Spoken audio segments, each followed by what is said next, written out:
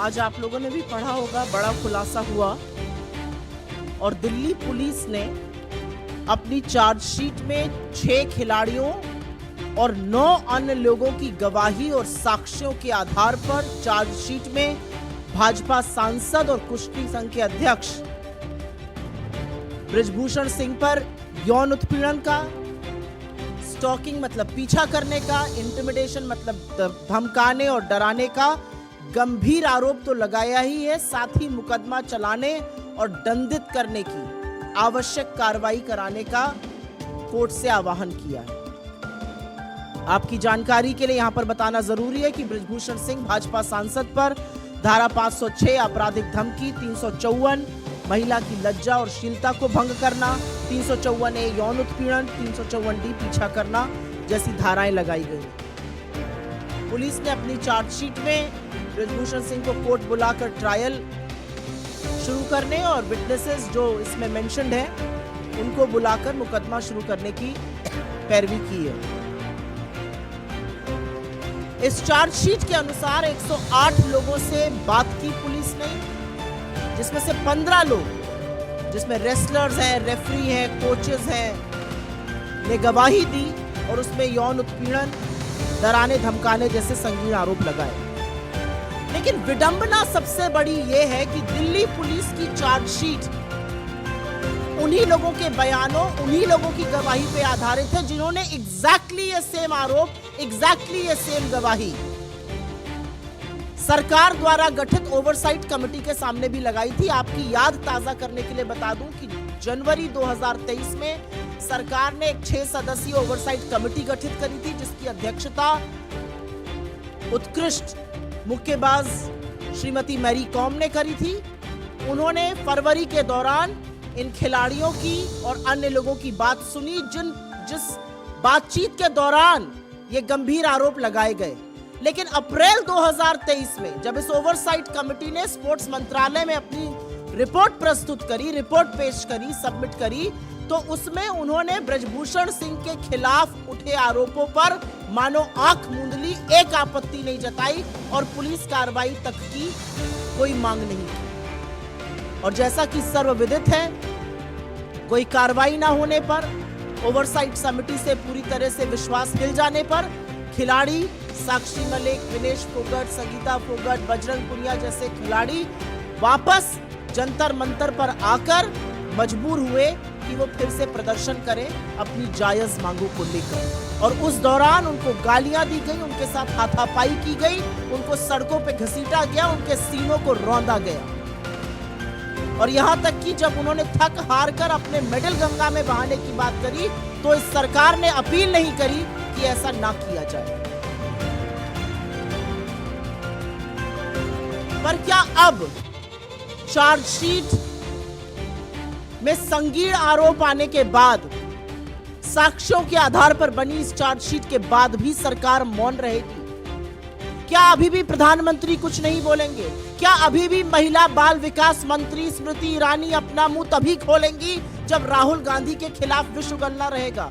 क्या खेल मंत्री अनुराग गोली मारो ठाकुर तभी नारे लगाएंगे जब दिल्ली में दंगे कराए जाएंगे? इस चार्जशीट पर कोई कुछ नहीं बोलेगा। क्या अभी भी संरक्षण बृजभूषण शरण सिंह को दिया जाता रहेगा? क्योंकि असलियत यह है कि अगर जरा सा भी नैतिकता, रत्ती भर नैतिकता इस सरकार में, इस देश के प्रधानमंत्री में, इस देश के गृह मंत्री में, भाजपा के अध्यक्ष में होती, तो संरक्षण बेटियों को मिलता, बेटियों के खिलाफ अपराध करने वाले आरोपी को नहीं। लेकिन यह देश भी देख रहा है, और ये देश देख रहा है कि कैसे लगातार, नॉट वंस नॉट ट्वाइस, एक बार नहीं, 2 बार नहीं, लगातार भारतीय जनता पार्टी नेताओं, सरकार और प्रधानमंत्री का संरक्षण आरोपी को मिलता है इस देश की बेटियों के विरुद्ध। तो इस मंच से हमारे प्रधानमंत्री से बहुत ही चंद कुछ सवाल है। हमारा पहला सवाल तो वही है जो ये सवाल पूरा देश सोच रहा है। महिला खिलाड़ियों के खिलाफ यौन शोषण के मामले पर प्रधानमंत्री चुप क्यों है? उन बेटियों के मामले पर जिनको उन्होंने अपने घर की बेटी कहा, उन खिलाड़ियों के मामले पर जिनके साथ उन्होंने फोटो तक खिंचवाने में मिनट भर भी देरी नहीं करी, प्रधानमंत्री इस पर मौन क्यों है? प्रधानमंत्री अपने चहेते सांसद ब्रजभूषण सिंह को पार्टी से कब निकाल फेंकेंगे, ये सवाल आज देश पूछ रहा है। आज देश पूछ रहा है कि भाजपा सांसद और कुश्ती संघ के जो अध्यक्ष हैं ब्रजभूषण सिंह, उनकी गिरफ्तारी कब होगी, क्यों इतनी छूट मिली हुई है उनको। और अंत में मोदी जी, आपकी सरकार ब्रजभूषण सिंह को संरक्षण देना कब बंद करेगी। बिकॉज यहां पर वस्तुतः स्थिति यह है कि यहां पर देश का विपक्ष आपसे सवाल नहीं पूछ रहा है। आपका टेस्ट, आपका परीक्षण इस समय देश की बेटियां करना चाहती हैं। क्या नैतिकता है जरा सी भी आप में, और आप क्या कीजिएगा। I will very briefly make the same statement in English. A huge revelation that we all woke up to, and something that one has known about. The Delhi police has filed its charge sheet, and in its charge sheet, on the basis of evidence and allegations made by some of India's most decorated athletes, referees, coaches, and other vendors, they have filed serious charges of sexual misconduct, sexual harassment, molestation and stalking against BJP MP and also the Wrestling Federation Chief Brajbhushan Singh. The charge sheet invokes Section 506 criminal intimidation, Section 354 outraging modesty of a woman, Section 354 sexual harassment, 354D stalking. The police has of course asked the court to summon Brajbhushan Singh for trial and has asked witnesses to be called in for questioning as well. According to this charge sheet, 108 people were investigated and questioned, 15 of whom, which includes India's most decorated athletes, referees, coaches, all corroborated the allegations that were made.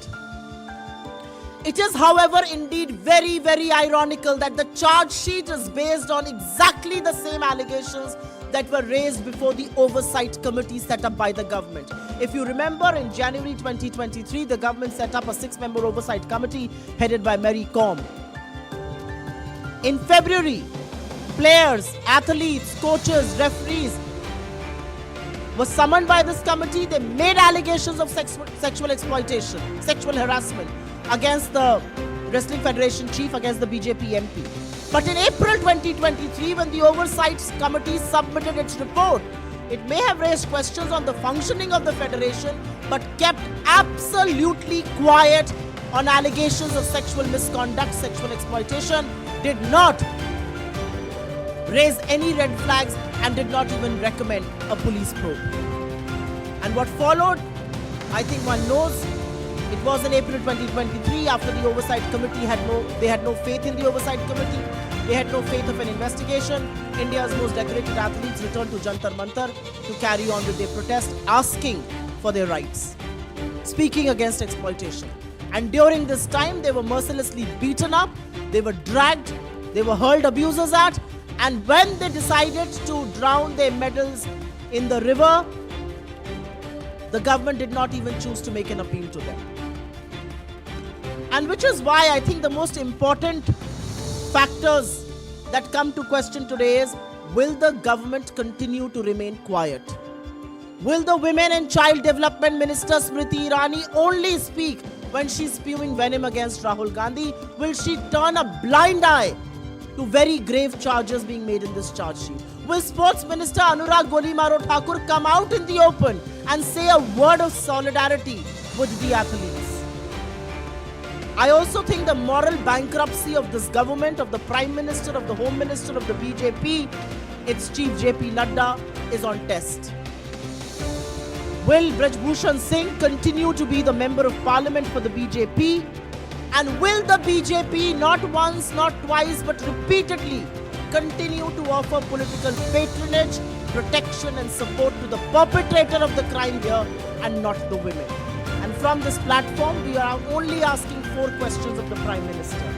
Why is Prime Minister Modi conspicuously silent on charges of sexual exploitation against one of his own members of parliament being levelled by decorated athletes who he called his own? When will the Prime Minister and the BJP President throw Brajbhushan Sharan Singh out of the Bharatiya Janata Party? When will the MP and the Wrestling Federation chief be arrested? And when will your government, Mr. Prime Minister, stop giving political patronage to perpetrators of crime against women? You and your government are on test here. Not by India's opposition, but India's daughters. And you will have to respond.